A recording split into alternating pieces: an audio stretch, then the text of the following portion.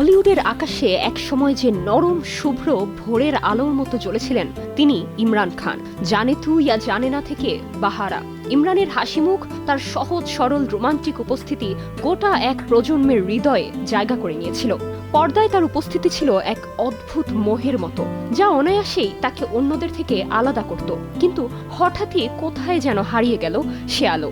দীর্ঘ এক দশক নিঃশব্দে আড়ালে থাকার পর অবশেষে সেই আলো আবার ফিরছে। হ্যাপি প্যাটেল খতরনাক জাসুস সিনেমা দিয়ে দীর্ঘ বিরতির পর ফিরছেন ইমরান খান। সিনেমার পরিচালক কৌতুকাভিনেতা বীর দাস আর প্রযোজনায় আছেন স্বয়ং আমির খান, যা স্বভাবতই ভক্তদের মাঝে বাড়িয়ে দিয়েছে আগ্রহের মাত্রা। সম্প্রতি প্রকাশিত অ্যানাউন্সমেন্ট ভিডিওতেই দেখা যায় ইমরানের উপস্থিতি খুবই সংক্ষিপ্ত, কিন্তু নিঃসন্দেহে যথেষ্ট আলোড়ন তোলার মতো।